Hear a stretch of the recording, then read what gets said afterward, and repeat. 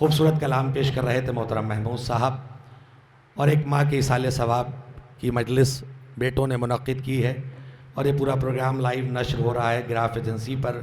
میں سبھی حضرات کا ممنون و مشکور ہوں کہ آپ حضرات نحیف سی آواز پر یہاں اندر تشریف لے آئے، اور بس میں کیونکہ ماں کا کردار انشاءاللہ مولانا موصوف اس پر بولیں گے، ایک بہت عظیم اور لاسانی کردار ہے جو صرف آنے والی نسلوں کی زندگی اور آخرت کو بنانے کا سرمایہ ہے۔ وہ ماں، اس کی جتنی تعریف کی جائے کم ہے۔ گھر میں ہر چیز موجود رہتی ہے، لیکن ماں کے جانے کے بعد وہ چیزیں بے جان نظر آتی ہیں۔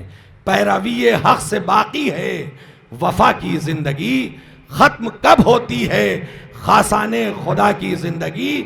سب فنا ہو جائے اسلام مٹ سکتا نہیں، موت کے آگے کھڑی ہے فاطمہ کی زندگی، موت کے آگے کھڑی ہے فاطمہ کی زندگی۔ میں یہ مصرے اپنے کردار کو بلند کرنے کے لیے پڑھ رہا ہوں، اور مولانا موصوف کو دعوت دوں گا کہ قلم کچھ اپنے اندر جرت اظہار پیدا کر، فدائے حضرت شبیر ہے انکار پیدا کر، جو تجھ سے لفظ نکلے قلب پر وہ نقش ہو جائے۔ کچھ ایسا دامن تحریر میں معیار پیدا کر، اور ستم کے شیش محلوں سے چٹکنے کی صدا آئے۔ اگر شاعر ہے تو لہجے میں وہ جھنکار پیدا کر، اور فقط الفاظ کی بازیگری اچھی نہیں لگتی۔ اگر شبیر کا ذاکر ہے تو کردار پیدا کر، اگر شبیر کا ذاکر ہے تو کردار پیدا کر، اگر شبیر کا ذاکر ہے تو کردار پیدا کر۔ آئیے، میں گزار ہوں حجت الاسلام والمسلمین علی جناب مولانا زیغم الرضوی صاحب قبلہ سے ملتمس ہوں کہ آئیں اور نثری معروضات بارگاہ امام حسین میں پیش کریں۔ ایک بلند ترین نعرہ صلوات ان کا استقبال۔ اعوذ باللہ السمیع العلیم من الشیطان اللعین الرجیم، بسم اللہ الرحمن الرحیم، الحمد للہ الذی هو الحق المبین، والصلاة والسلام والتحیۃ والاکرام علی العبد المرتضی والنبی المجتبی والرسول المصطفى أبي القاسم محمد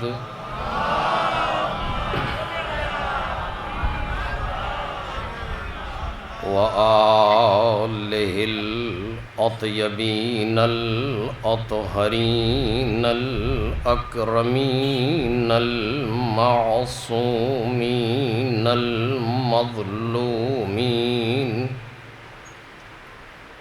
الذين أذهب الله عنهم الرجس وطهرهم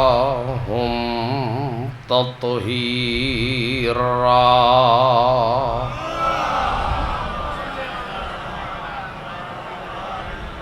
لا سيما ابن الزهراء بقية الله وآيته الكبرى واللعنة الأبدية على أعدائهم أجمعين.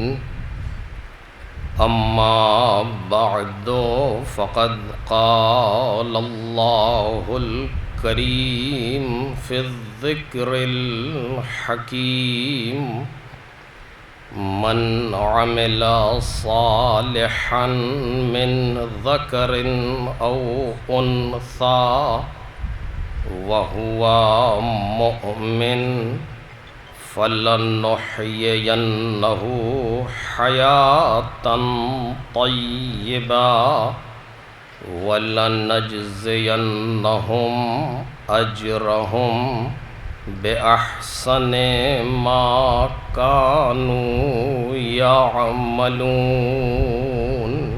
صلوات.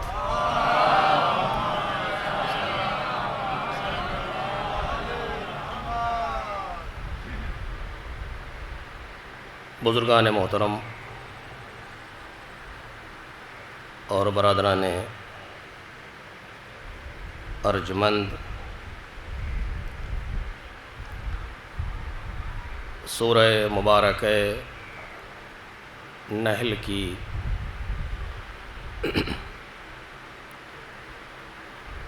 ایک مشہور و معروف آیہ کریمہ سے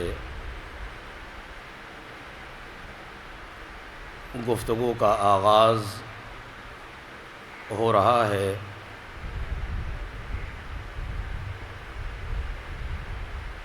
جس میں ارشاد جناب باری ہے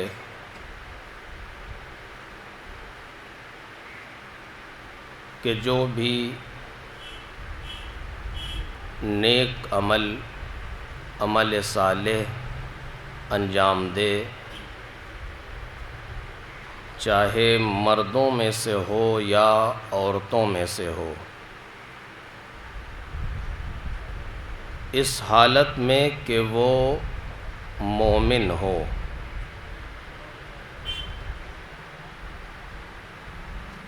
تو نتیجہ یہ ہوگا کہ فَلَنُحْيِيَنَّهُ حَيَاةً طَيِّبَةً،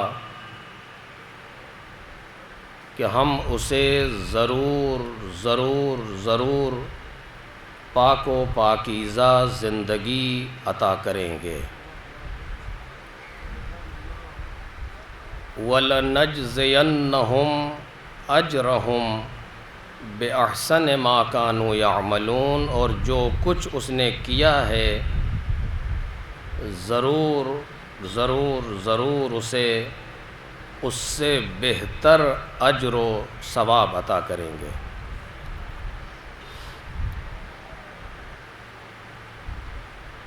آیہ کریمہ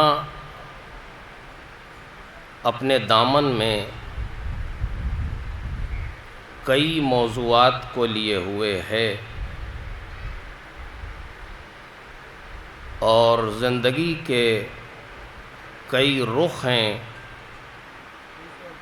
جن پر گفتگو کی جا سکتی ہے اس آیہ کریمہ کے حوالے سے،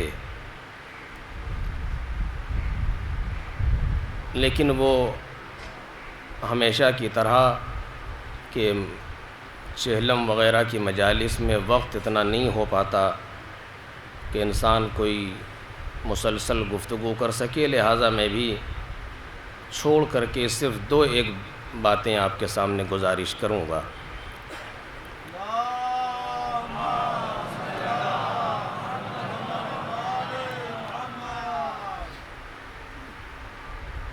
سب سے پہلی چیز یہ کہ آیت نے دو ذمہ داریوں کا تذکرہ کیا ہے۔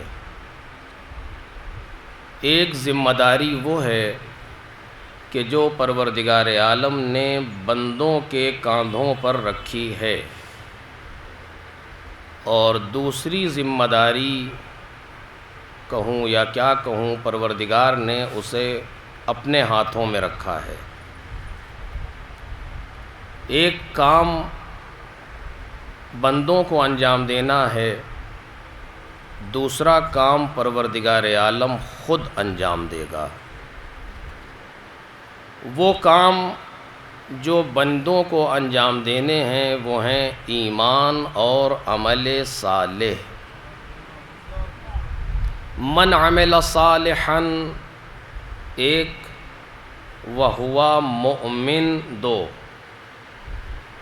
خود اس رخ پر خاصی گفتگو ہے کہ ہم محسوس کریں کہ بالآخر کیا مطلب ہے، لیکن نہیں عرض کروں گا اس وقت۔ یہ دو کام ہیں کہ جو بندوں کے ہیں، عمل صالح اور ایمان۔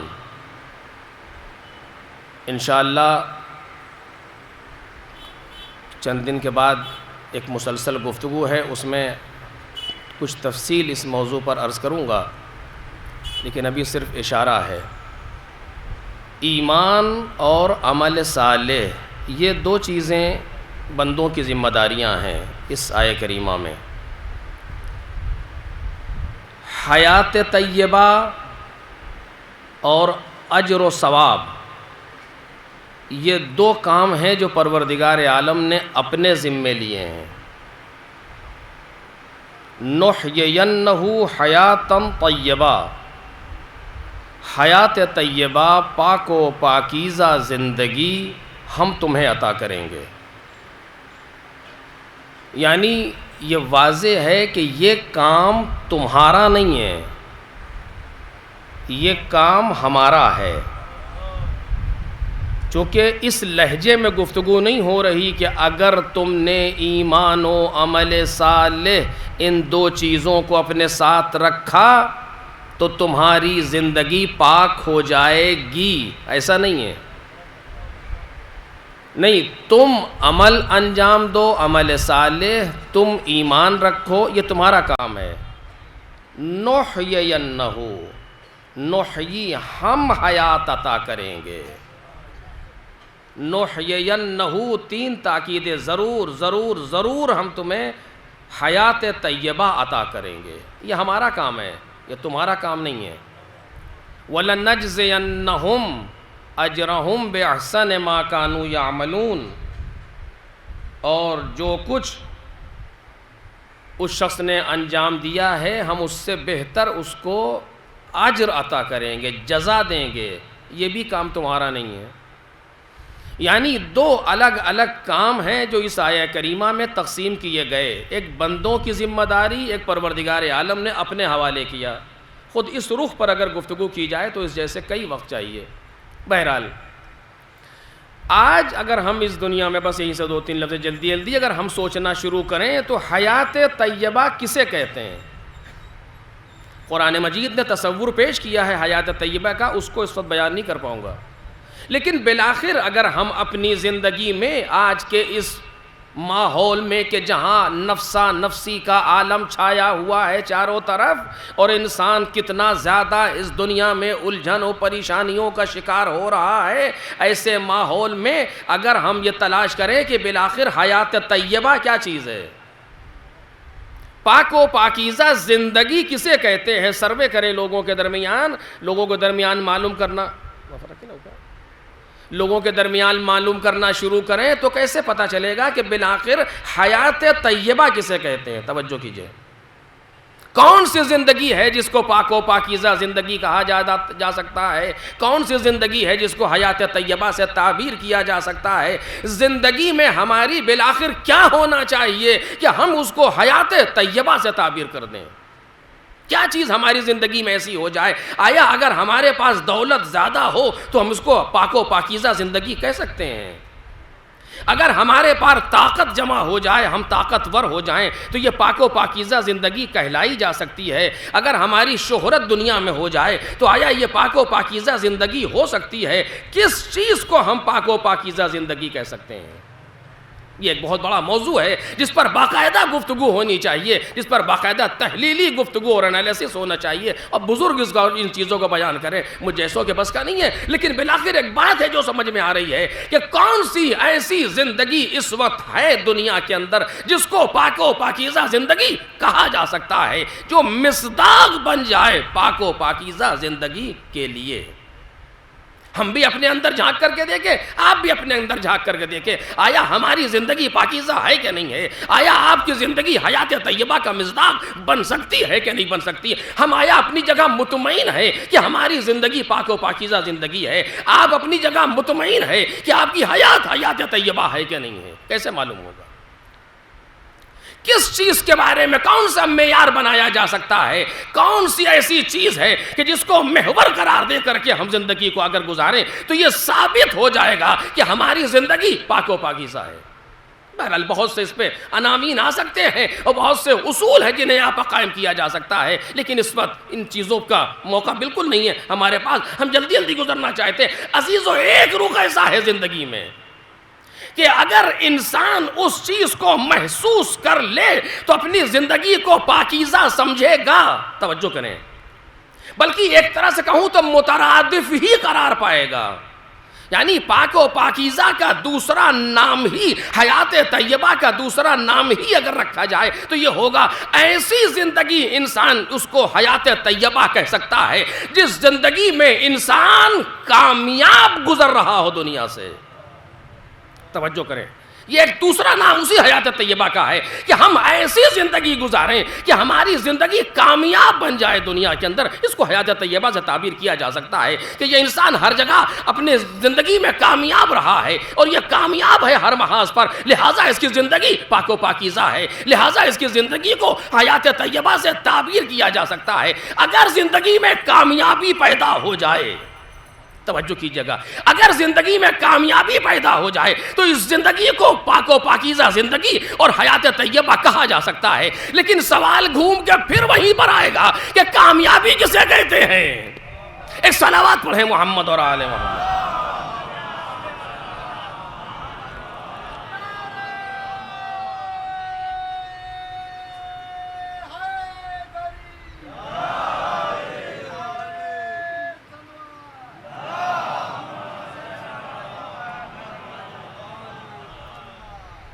بالآخر سوال پھر اسی جگہ پر موجود ہوگا آ کر کے، کامیابی کسے کہتے ہیں؟ اگر حیات طیبہ ہم کو دیکھنا ہے جو پروردگار عالم حیات طیبہ عطا کرے گا، یا حیات طیبہ ہم کو ملی کہ نہیں ملی، کیسے پتہ چلے گا کہ ہماری زندگی کامیاب ہو جائے؟ جب حیات طیبہ ہمیں مل جائے گی تو زندگی کامیاب ہو جائے گی. زندگی کی کامیابی کسے کہتے ہیں؟ بس یہ آخری مراحل پر گفتگو جانا چاہتی ہے. زندگی کی کامیابی کسے کہتے ہیں؟ کون سے ایسا نسخہ ہمارے پاس موجود ہے کہ جس میں ہم اپنے آپ کو اس زندگی میں کامیاب سمجھیں؟ یعنی اسی ایمان عمل و صالح کو اگر اور تھوڑا سا واضح کیا جائے تو کس طریقے سے کہا جائے کہ کیسے ہماری زندگی کامیاب ہے؟ کون کون سے معیار کامیابی کے زندگی کے ہیں؟ دولت، پھر کہوں گا، آیا دولت معیار کامیابی ہے دنیا کے اندر؟ آیا طاقت معیار کامیابی ہے دنیا کے اندر؟ آیا شہرت معیار کامیابی ہے دنیا کے اندر؟ لیکن ہم دیکھتے چلے جاتے ہیں کہ دولت بڑھتی جا رہی ہے مگر انسان اپنے آپ کو ناکام محسوس کر رہا ہے. کاش وقت ہوتا میں مثالیں آپ کے سامنے پیش کرتا. ایسے ایسے افراد دنیا میں موجود ہیں جن کی دولت کا ٹھکانہ نہیں ہے، لیکن اگر ان سے پوچھئے تو زندگی ناکام گزار کے دنیا سے جا رہے ہیں.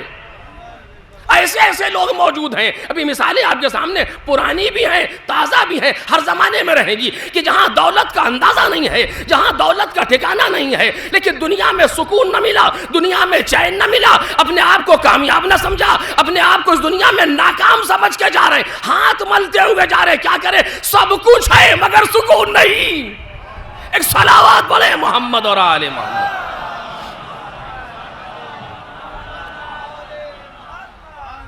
یعنی وہاں بھی زندگی کی طہارت نہیں ہے، وہاں بھی کامیابی نہیں پائی جاتی. تو بالآخر کامیابی کہاں ہونا چاہیے؟ قرآن مجید نے بھی نسخے کو دیا. چونکہ کامیابی انسان کا بنیادی حق ہے اور کامیابی انسان کے اندر سرشت میں موجود ہے، اسے کامیاب ہونا ہے اور کامیاب ہونا چاہتا بھی ہے اور کامیابی کے پیچھے لگا رہتا بھی ہے. تو ضروری تھا کہ قرآن چونکہ دین فطرت ہے، دین اسلام چونکہ دین فطرت ہے، قرآن قانون فطرت کی کتاب ہے، لہذا بیان کرے کہ کامیابی کیا ہے، بیان کرے کہ حیات طیبہ کیا ہے اور بیان کرے کہ کامیابی کیا ہے تاکہ ہمیں محسوس ہو جائے. قرآن مجید نے بیان کیا، آواز دی، من یطع اللہ ورسولہ ویخشی اللہ ویتقہ فاولئک ھم الفائزون. توجہ کریں کہ جو اللہ کی اطاعت کرتا ہے اور اللہ کے رسول کی اطاعت کرتا ہے اس کے دل میں پروردگار کی عظمت سما جاتی ہے اور پروردگار سے کا تقوی اختیار کرتا ہے. یہ وہ لوگ ہیں جو کامیاب ہونے والے ہیں. توجہ دیکھیں، توجہ کریں، ان میں سے کوئی بھی چیز ایسی نہیں ہے جسے ہم کامیابی سمجھ رہے تھے۔ دنیا کا کوئی معیار یہاں کامیابی کے لیے نہیں آیا، کسی چیز کو مورد نظر نہیں قرار دیا گیا، یہ نہیں کہا گیا اگر دولت پاک طریقے سے آئے تو کامیابی بن سکتی ہے، اگر طاقت کا صحیح مصرف کرو تو کامیابی بن سکتی ہے، نہیں، ان چیزوں کو چھیڑا بھی نہیں گیا تاکہ تمہارا ذہن ادھر جانے بھی نہ پائے کہ تم دنیا میں کامیابی کے خواب دیکھو۔ ایک صلوات پڑھیں محمد اور آل محمد۔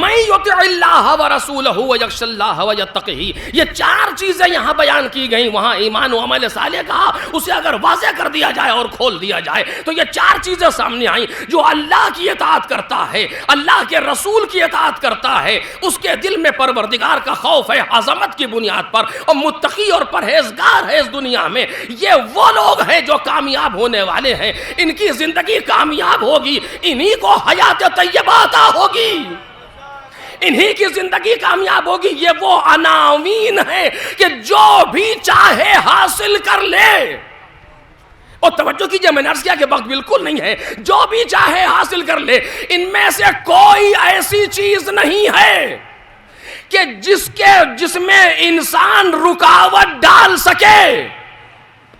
توجہ کیجئے گا، چونکہ قرآن نسخہ کامیابی دے رہا ہے، لہذا کامیابی ایسی ہونا چاہیے کہ امیر و فقیر سب کامیاب ہو سکیں، کامیابی ایسی ہونا چاہیے کہ امیر و غریب سب کامیاب ہو سکے، طاقتور اور ناتواں سب کامیاب ہو سکے، دار و نادار سارے کے سارے کامیاب ہو۔ ایسا عنوان دیا کہ کسی غریب کے سامنے کسی امیر کا بس نہ چل سکے۔ اگر کوئی ایسی چیز معیار بنا دی جاتی جو انسانوں کے بس میں ہوتی تو شاید کوئی یہ سوچتا کہ ہم چاہیں گے تو کامیاب نہ ہونے دیں گے، لیکن ایسی چیز کو کامیابی کا عنوان بنایا جو کسی کے بس میں ہے ہی نہیں۔ یعنی یہ بیان کرنا تھا اختیار آدمیت کو پہچانو، اختیار انسانی کو پہچانو، اگر کامیاب ہونے پر آ جائے تو دنیا میں کوئی ایسا پیدا نہ ہوا جو اسے روک لے، چونکہ معیار ایسے بنائے گئے کامیابی کے۔ یہی وجہ تھی کہ جب اگر انسان کامیاب ہونے پر آ جائے تو فرعون کی زوجہ بھی ہو تو کامیاب ہو جائے۔ ایک صلوات پڑھیں محمد اور آل محمد۔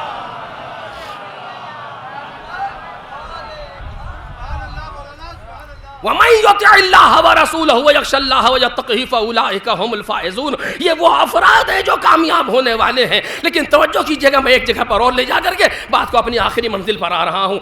یہاں تک ہے ہم اپنے بارے میں سوچیں کہ ہم تو اللہ کی اطاعت کرتے ہیں، نہیں، ایک رخ ہے، شاید آپ محسوس کریں، ہم اللہ کی اطاعت کرتے ہیں، ہم اس کے رسول کی اطاعت کرتے ہیں، نماز و روزہ و حج و زکوٰۃ و خمس سب انجام دے رہے ہیں، ہمارے دل میں کچھ نہ کچھ کہیں خوف خدا بھی ہے عظمت کی بنیاد پر، کسی نہ کسی زندگی کے مرحلے میں متقی بھی ہیں، ایسا نہیں ہے کوئی 100% متقی نہ ہو، یہ نہیں ملے گا، کہیں نہ کہیں تو زندگی میں رہتا ہے۔ ایسا ہو جائے تو اب ہماری زندگی کامیاب ہو گئی۔ توجہ کیجئے گا، اب ہماری زندگی کامیاب ہو گئی۔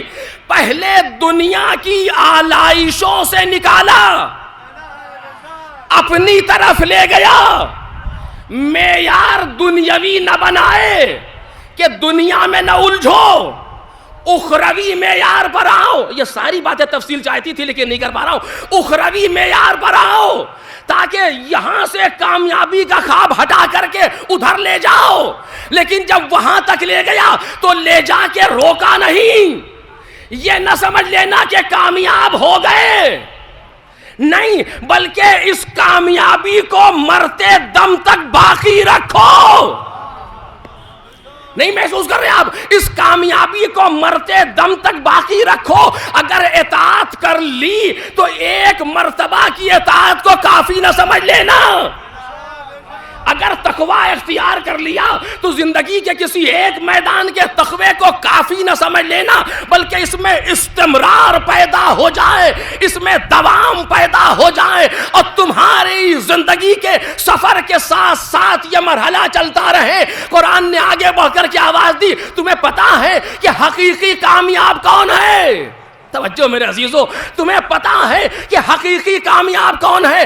حقیقی کامیاب وہ ہے کہ فمن زحزح عن النار وادخل الجنہ فقد فاز، جس کو جہنم سے چھٹکارا مل جائے، جسے جہنم سے چھٹکارا مل جائے اور جنت میں داخل ہو جائے، وہ ہے جس نے کامیاب زندگی گزاری ہے.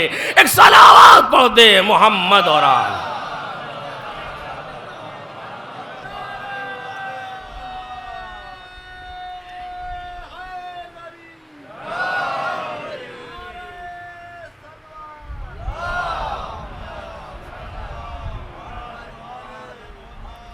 وہ ہے جس نے کامیاب زندگی گزاری ہے. فمن زحزح عن النار، جو جہنم سے چھٹکارا پا لے، جس کو جہنم سے چھٹکارا دے دیا گیا ہو، جسے جہنم سے الگ کر دیا گیا ہو، وادخل الجنہ، اور جنت میں داخل کر دیا گیا ہو، فقط فاز، وہ انسان کامیاب ہے. یعنی زندگی کے آخری لمحے تک مطمئن نہ ہونا کہ کامیاب ہو گئے اور بس، جب تک سانس چلتی رہے بس کا تصور نہیں آئے. ہر لمحے خطرہ موجود ہے، اور جتنا اوپر جاؤ گے خطرات اتنا بڑھتے جائیں گے. کاش بات واضح ہو جائے. جتنا اوپر جائے گا انسان اتنا خطرہ بڑھتا جائے گا. چونکہ بالکل واضح ہے، اگر کوئی یوں ہی گر جائے چلتے پھرتے میں تو گھٹنے اٹھنے چھلیں گے، اٹھ کے کھڑا ہو جائے گا کچھ دیر کے بعد. اگر ذرا اور اوپر سے گرے گا تو زیادہ چوٹ آئے گی. جتنے اوپر سے گرے گا اتنا زندگی کا خطرہ بڑھتا چلا جاتا ہے. اسی لیے اگر عوام گر جائے تو ایک مسئلہ ہے، ذاکر گر جائے تو دوسرا مسئلہ ہے، علماء گر جائے تو تیسرا مسئلہ ہے. ایک صلوات پڑھے محمد اور آل محمد.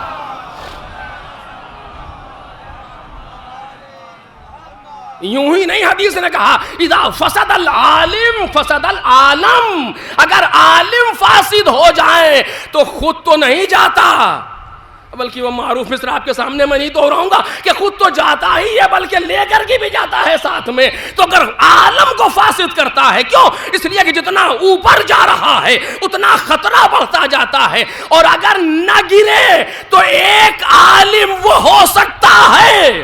توجہ کریں، ادھر کا بھی رخ دیکھیں. اگر نہ گرے تو ایک عالم وہ ہو سکتا ہے جس کے پاس اگر 1 گھنٹے تک بیٹھ جاؤ تو 70 سال کی عبادت سے بہتر قرار پائے گا. ایک صلوات پڑھ دے محمد اور آل.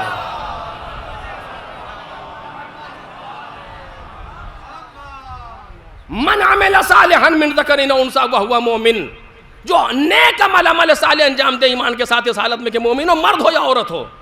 یہی وہ مقام تھا جہاں مرد و عورت کو ساتھ میں رکھا گیا. اس کو ہم حیات طیبہ عطا کریں گے، اور جب وہ حیات طیبہ دے گا تو وہ زندگی کامیاب زندگی ہوگی.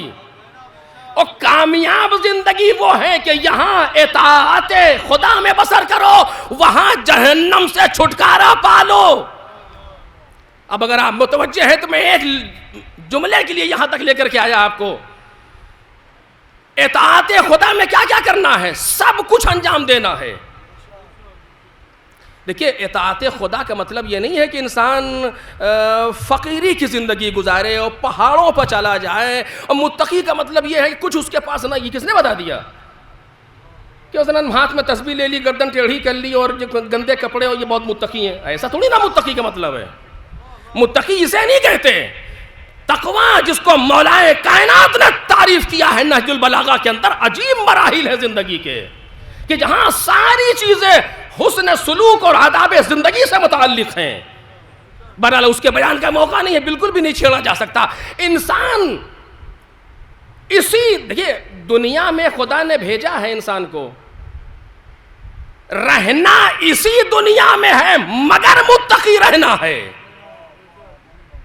دولت چھوڑ کے تقویٰ نہیں ہے، طاقت چھوڑ کے تقویٰ نہیں ہے، شہرت چھوڑ کے تقویٰ نہیں ہے. اگر یہ کیا تو کیا کیا؟ وہی بات ہوئی انگور کھٹے ہیں. جب ملا ہی نہیں تو فائدہ کیا؟ نہیں، بات تو جب ہے کہ دولت بڑھتی جائے مگر متقی رہو، طاقت بڑھتی جائے مگر متقی رہو، شہرت بڑھتی جائے مگر متقی رہو. اب اس کے لیے پاپڑ بیلنے پڑتے ہیں، اس کے لیے بہت چیزیں ہیں جو سامنے آتی ہیں. کیسے ممکن ہے کہ ان ساری چیزوں کے باوجود انسان متقی رہے؟ مولا کائنات نے کر کے دکھایا. علی کسی فقیر کا نام نہیں ہے، علی کسی ایسے انسان کا نام نہیں ہے جس کے پاس کچھ نہ ہو. نہیں، جس نے 1,00,000 درخت خود کاشت کیے ہوں. مثلاً اتنی بڑی باغ کا اکیلا مالک، جس نے عرب کے اس ماحول میں 1,000 غلام خرید کے آزاد کیے، وہ فقیر کہاں سے ہے؟ فقیر نہیں ہے، دولت ہے. دولت رکھنا اور ہے، اس کا مصرف اور ہے. دولت لیتے وقت یہ نہ سمجھو کہ میں نے کمایا، اور دیتے وقت یہ نہ سمجھو کہ میں نے دیا. لیتے وقت یہ سوچو وہ دے رہا ہے، اور دیتے وقت سوچو اسی کا دیا ہوا تھا. ایک صلوات پڑھ دے محمد.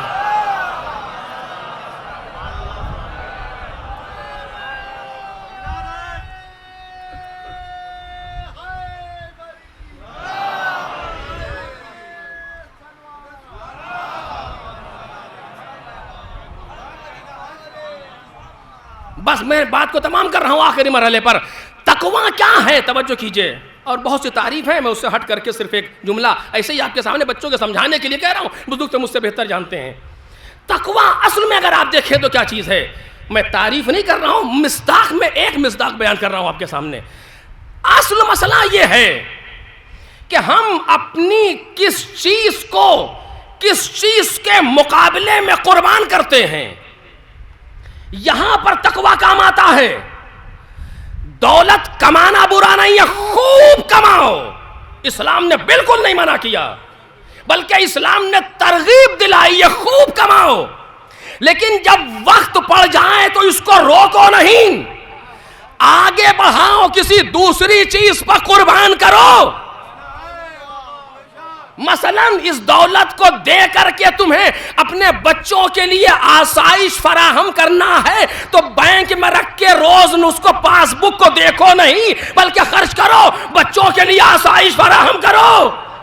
اگر کسی غریب کی شادی ہونے والی ہے جس کو جیب میں رکھ کے ٹہلو نہیں، اس کی شادی میں مصرف کرو. یہ اطاعت کی منزل ہے، یعنی اس کو اس پر قربان کرو. اور اسی طریقے سے یہ مراحل بڑھتے بڑھتے اس جگہ پر پہنچتے ہیں کہ جہاں انسان جہنم سے چھٹکارا پا لے اور جنت تک پہنچ جائے. اور بہت سی باتیں تھی لیکن کیا عرض کروں کہ بالکل وقت نہیں رہ گیا. جنت تک پہنچ جائے. سچ کہا تھا آیت اللہ بہشتی نے کہ بہشت بے بہامیدن نہ بے بہانے، جنت قیمت سے ملے گی، بہانے سے نہیں. انڈر ٹیبل کوئی چیز ملنے والی نہیں ہے بہشت کے نام پر. جنت کو قیمت سے لیا جائے گا. دولت کو کماؤ ایک مرحلہ، مصرف کرو کسی بڑی چیز کے لیے دوسرا مسئلہ، اس کو مصرف کرو. مثلا دولت کو لگاؤ صحت کے لیے، صحت کو گواؤ خدا کے لیے، اپنے آپ کو میدان جنگ میں لے جاؤ خدا کے لیے، اس جان کو قربان کرو خدا کے لیے. اسی طریقے سے آگے بڑھتے چلے جاؤ، تب جا کر کے بہشت کو دیکھو گے. تب جا کر کے بہشت کو دیکھو گے. اس دنیا کی زحمتوں سے اپنے آپ کو بچا کے نکال لے جانا, ساری مشکلات سے بچا کے لے جانا, بہشت تک پہنچانا, یہ ایک راستہ ہے جنت کا. ارے کیا کہنا ان شخصیات کا جو اپنے قدموں میں بہشت لے کے ٹہلے اور قرآن معصوم آواز دے, الجنت تحت اقدام الامہات, جنت ماؤں کے پیروں کے نیچے ہے. ایک صلوات پڑھتے ہیں.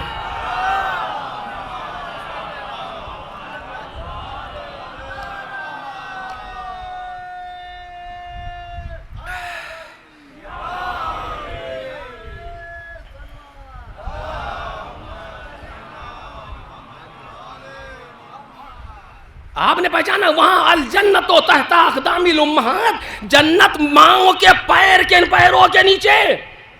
یہاں آواز دی گئی جو جہنم سے چھٹکارا پا لے اور جنت میں داخل ہو جائے وہ کامیاب.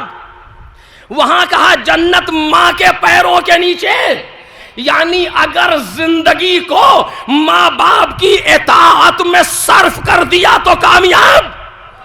بھئی جنت ہی تو جانا چاہتے ہو, یہ ماں کے قدموں کے نیچے ہے. اپنے آپ کو اطاعت گزار بناؤ اور ایسا اطاعت گزار بناؤ ماں کا کہ خدا خود تمہیں بہشت کا پروانہ عطا کر دے. ایک صلوات پڑھ دے محمد.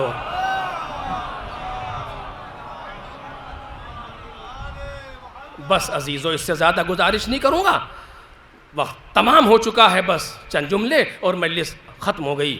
ماں یقیناً ایک طرف اتنا طولانی سفر اور ایک طرف وہیں کہا گیا کہ ماں کے قدموں کے نیچے. مطلب کیا ہے اس کا؟ میں اس مطلب کو حل کرنا چاہ رہا تھا لیکن اب دامن وقت میں گنجائش نہیں, انشاءاللہ کبھی اور. مطلب کیا ہے الجنت و تحت اقدام الامہات؟ کہنا کیا چاہتے ہیں معصوم کہ ماں کے پیروں کے نیچے؟ کوئی شاعرانہ جملہ ہے یہ؟ کوئی خطیبانہ نکتہ ہے یہ؟ نہیں, معصوم کا فرمان ہے, شوقی نہیں ہے. کیا مطلب ہوا الجنت و تحت اقدام الامہات؟ جنت تمہارے ماؤں کے پیروں کے نیچے ہے. مطلب کیا ہے اس کا؟ لیکن بہرحال اب دامن وقت میں گنجائش نہیں رہ گئی, اسی جگہ بات کو تمام کر رہا ہوں. ایک ماں کے ایصال ثواب کی یہ مجلس ہے, ایک ماں کے چہلم کی مجلس ہے, ایک بہن کے چہلم کی مجلس ہے, ایک زوجہ کے چہلم کی مجلس ہے. کئی رشتے ہیں جانے والی سے, مختلف لوگوں کے, کہ آپ دیکھ رہے ہیں اتنا بڑا مجمع اسی لیے جمع ہوا ہے کہ ایک اہل بیت کی چاہنے والی دنیا سے گزر گئی, اور ہمارے لیے تو یہ دوہرا غم ہو گیا. 40 سال پہلے ایک مرتبہ ماں کا سایہ اٹھا, 40 سال بعد دوبارہ پھر اس ماں کا سایہ اٹھا جس نے ماں کے جانے کے بعد ماں کی کمی کو محسوس نہ ہونے دیا. جب کوئی مجھ سے پوچھتا تھا تو میں یہی کہتا تھا کہ نام بدل گیا, کنیز فاطمہ سے نفیس فاطمہ ہو گیا. یقیناً ہمارے لیے دوبارہ ماں کا غم تازہ ہوا. سخت تھا میرے لیے اس گفتگو کو آپ کے سامنے کرنا, لیکن مرحومہ کی وصیت تھی, مجبور تھا, بھائیوں سے وصیت کی تھی انہوں نے. بہرحال یقیناً سخت ہے, سخت ہے. ہاں عزیزو, والد محترم کے لیے بھی سخت ہے, ایک ساتھ چھوٹ جائے بھائی کے لیے سخت ہے, سب کے لیے بہت سخت ہے. لیکن ہمارے تمام غم اس وقت اپنی حیثیت کو کھو دیتے ہیں جب ہم اپنے سامنے آل محمد کو لے آتے ہیں. پھر کوئی غم نہیں بچتا, کوئی دکھ نہیں رہ جاتا جب ہمارے سامنے آل محمد کا غم آ جائے. یقیناً بچوں کے لیے ماں کا غم سخت ہے, لیکن یہ غم اس وقت کم ہو جاتا ہے جب یہ بچے دیکھیں کہ اتنے لوگ آ کر کے دلاسا دے رہے ہیں, تسلی دے رہے ہیں. لیکن ایک ایسی ماں تھی جس کا جنازہ رات کی تاریکی میں اٹھ رہا تھا. بھائی جب اس منظر کو دیکھتا ہے کہ بہن کا غم ہے، سخت ہے، یقیناً سخت ہے، لیکن یہ غم اس وقت ختم ہو جاتا ہے جب یہ تصور آ جائے کہ ہماری بہن کے جنازے میں اتنے لوگ شریک تھے، لیکن ایک جنازہ اٹھ رہا تھا کہ جس میں شرکت کرنے والا ایک ہتکڑی بیڑی پہنے ہوئے بھائی تھا اور ایک چھوٹا سا بھتیجا تھا۔ شوہر کے لیے بھی ایسا ہی ہے کہ یقیناً سخت ہے، ایک زندگی کا ساتھ رہتا ہے، سن 84 سے اب تک ایک ساتھ تھا زندگی کا، وہ ساتھ اچانک جدا ہو جائے اور اس عمر میں یقیناً سخت ہے، لیکن اس کے بعد یہ خیال آتا ہے، ہیں لوگ سنبھالنے والے، ہیں لوگ دیکھنے والے، لیکن وہ ایک ایسا شوہر تھا، وہ ایک ایسا انسان تھا کہ جس کو دنیا میں کوئی مل جائے لیکن سیدہ جیسا ہمراز نہیں مل۔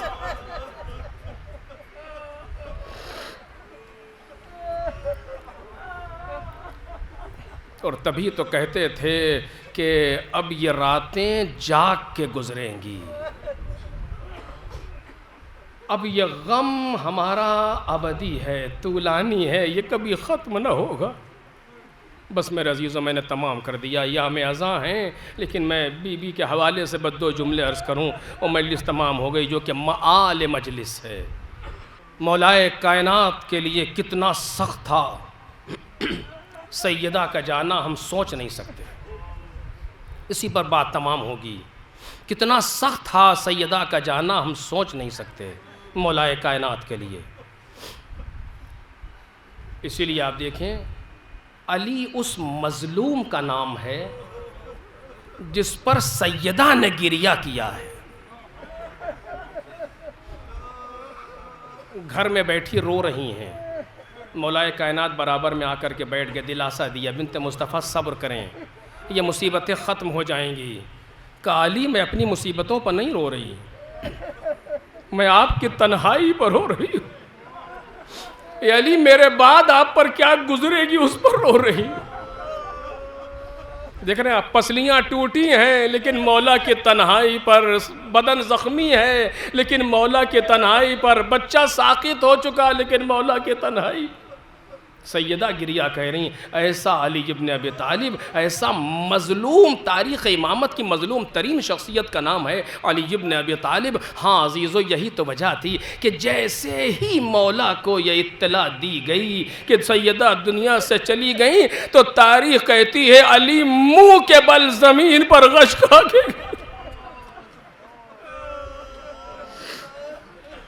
جس نے بڑے بڑے مارکوں کو سر کر لیا، جس نے بڑے بڑے غموں کو اٹھا لیا، جس نے پیغمبر کے غم کو برداشت کر لیا لیکن سیدہ کے غم کو برداشت نہ کر سکا، علی ابن ابی طالب جیسا انسان، سقط الارض، مولا کائنات زمین پر گر گئے، غش کھا کر کے چھینٹے دیے گئے، اٹھے گھر کی طرف چلے، چلتے چلتے بیٹھ گئے۔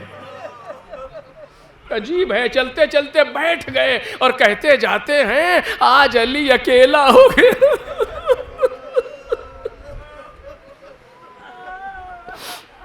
آج علی اکیلا ہو گیا۔ آئے جناب سیدہ کے جنازے کے سامنے بیٹھے، آواز دی ہے بنت مصطفیٰ، اب تک جو مصیبتیں پڑتی تھی آپ سے کہہ کر کے دل ہلکا کر لیتا تھا، لیکن یہ بتائیے ابھی علی اپنی مصیبتیں کس سے کہے؟ ابھی علی اپنی مصیبتیں کس سے کہے؟ یقیناً سخت ہے، بہت سخت ہے۔ ابھی علی اپنی مصیبتیں کس سے کہے؟ جا کر کے دیکھا، چادر ہٹائی، داہنا ہاتھ داہنے رخسار کے نیچے رکھے ہوئے سیدہ آرام کر رہی ہیں۔ سرہانے سے ایک پرچہ نکلا جو وصیت نامہ ہے، ایک ورقہ ہے وصیت نامہ، ھذا ما اوصت بہ فاطمہ بنت محمد، یہ وصیت ہے جو فاطمہ بنت محمد کر رہی ہے۔ ایک ایک وصیتیں اس کے اندر موجود ہیں کہ گواہی دے رہی ہیں کہ کوئی معبود نہیں سوائے اس پروردگار کے، اور سب آخر میں کہتی ہیں اے علی حنتنی وغسلنی وکفنی باللیل وصلی علی ودفنی باللیل، اے علی آپ مجھے غسل دیجئے گا، آپ مجھے حنوط کیجئے گا، آپ مجھے کفن پہنائیے گا علی مگر رات میں، اور آپ مجھ پر نماز پڑھیے گا، آپ مجھے دفن کیجئے گا مگر رات میں۔ مجھے نہیں پتا سیدہ نے رات میں غسل دینے کی وصیت آخر کیوں کی. رات میں دفن کرنے کی بات تو سمجھ میں آتی ہے کہ کوئی شریک نہ ہونے پائے جنہوں نے ظلم کیا ہے, لیکن غسل میں دن اور رات کا فرق کیا ضروری تھا. لیکن یہ راز اس وقت کھلا جب درمیان غسل علی چیخ مار کے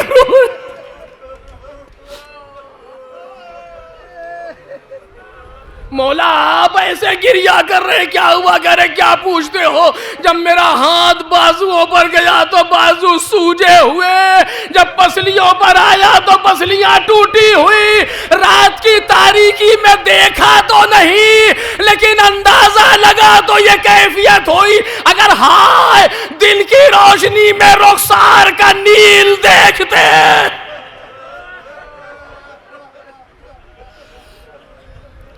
آخری مرحلہ مجلس تمام ہو گئی, جنازے کو آمادہ کیا گیا. آج بھی دستور یہ ہے کہ جب جنازہ گھر سے نکالا جانے لگتا ہے تو کچھ دیر کے لیے رکھ دیتے ہیں, جنازے کا چہرہ کھول دیتے ہیں, کفن ہٹا دیتے ہیں. آؤ آ کے دیدار کر لو. اب یہ ماں دیکھنے کو نہ ملے گی, بیٹیاں آتی ہیں, مرحومہ کی ایک بیٹی بھی ہے, بیٹیاں آتی ہیں, بیٹے آتے ہیں, محارم آتے ہیں, آخری مرتبہ دیکھتے ہیں. اب یہ چہرہ دیکھنے کو نہ ملے گا. مولا کائنات نے بھی یہی کیا.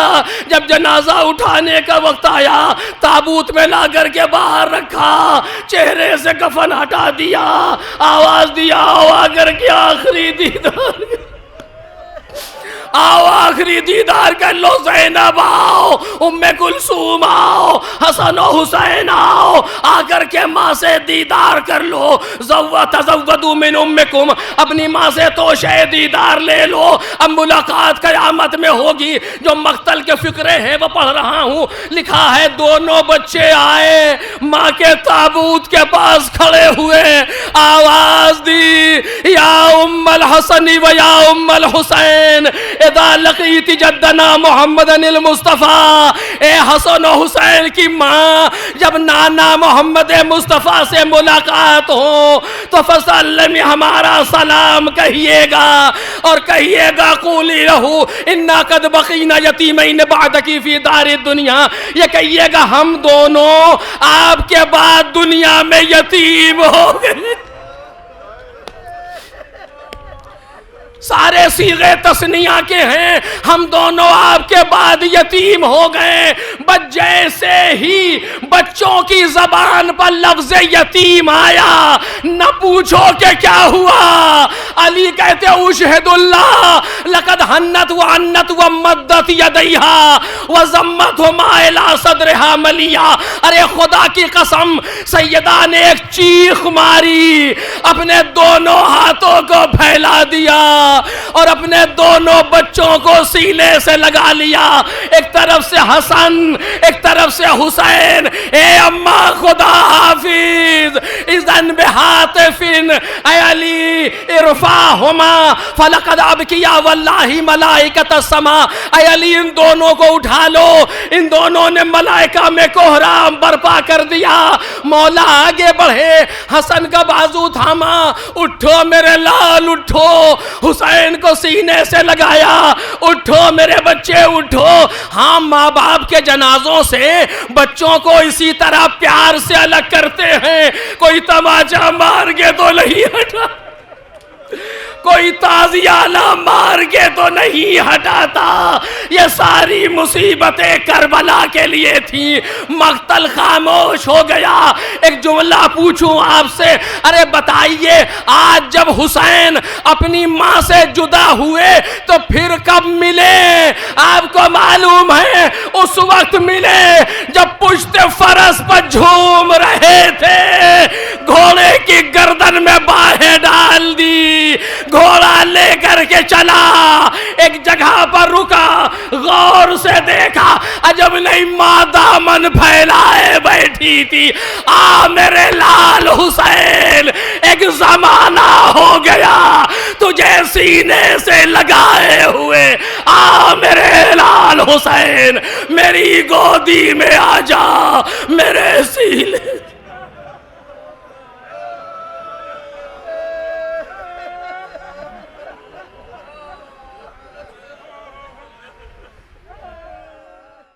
سيعلم الذين ظلموا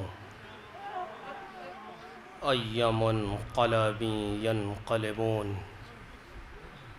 ألا لعنة الله على القوم الظالمين إنا لله وإنا إليه راجعون إلهي رضا بقضائك وتسليما لأمرك لا معبود سواك يا غياث المستغيثين يا راحم المساكين يا ملجأ العاصين يا غافر المذنبين یا ارحم الراحمین۔ حضرات ایک مرتبہ سورہ الحمد اور سورہ اخلاص کی تلاوت فرما کر بالعموم تمام محمد اور آل محمد کے چاہنے والے اور بالخصوص مرحومہ نفیس فاطمہ بنت سید ذوالفقار حیدر بالاخص مدافعان حرم زینبی کے شہداء کے لیے ایصال فرما۔